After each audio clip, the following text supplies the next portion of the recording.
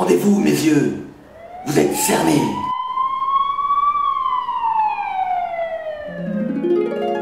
C'était un rêve ou la réalité? C'est peut-être un rêve. Pas bizarre quand même. En ce moment, comme j'ai pas mal de petits problèmes de mémoire, je suis en train de tester une technique qui consiste à lire à haute voix. Il paraît que c'est bon pour la mémoire. Non, parce que moi, en général, quand je lis, je suis pas concentré et je retiens pas ce que je viens de lire. Le problème, c'est que je lis rarement. Hein. Le dernier bouquin que j'ai ouvert, c'était mon bouquin d'histoire géo du lycée. Donc, j'ai quand même voulu tester cette technique. Par contre, les seuls moments où j'ai le temps de lire, du coup, c'est dans le métro. Ma tante qui me gardait en l'absence de mes parents s'en souvient encore. Pas très pratique. Du coup, j'ai été forcé de trouver d'autres solutions à mon problème de mémoire. Et là, je suis tombé sur un concept révolutionnaire. Le post-it. Bon, au début, c'était pas évident. On n'avait pas forcément le bon réflexe, tant sur le plan technique que tactique. Pourquoi je parle comme Didier Deschamps? Je n'en sais foutre rien. Je comprenais pas trop le principe du post-it en lui-même. Moi, tu vois, je notais tout le temps, tout. Et je les mettais toujours au même endroit. Hein. Au bout d'un moment, ça pose problème.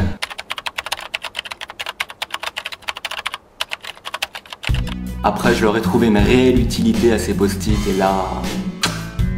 al dente.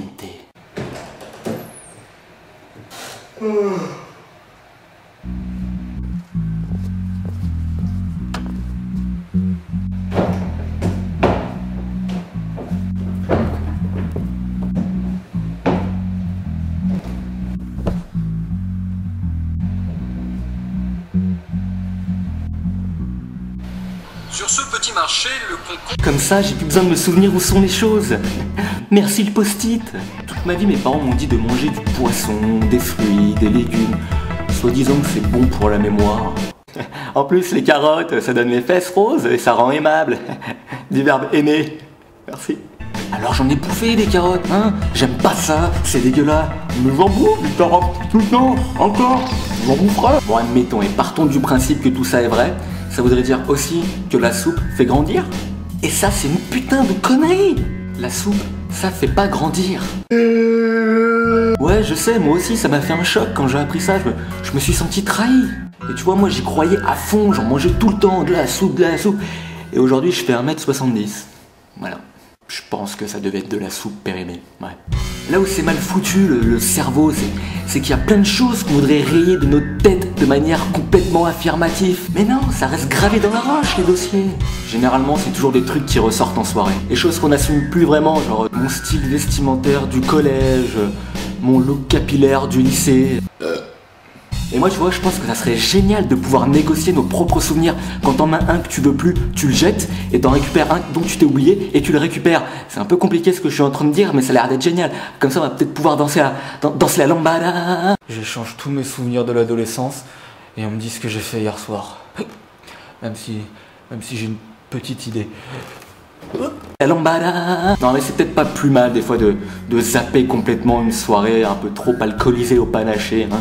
J'ai sûrement dit et fait 1 milliard de choses que je regrette déjà. Mais ça n'empêche pas que le réveil est hyper flippant. Surtout quand il y a une présence inattendue dans le lit.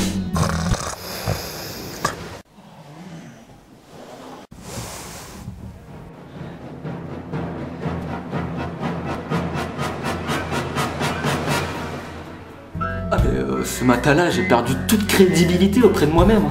Et d'un commun accord, toujours avec moi-même, j'ai pris la décision de ne pas vouloir me souvenir de cette soirée. Hein. Même si par moments, j'ai des petits flashs qui reviennent, qui font...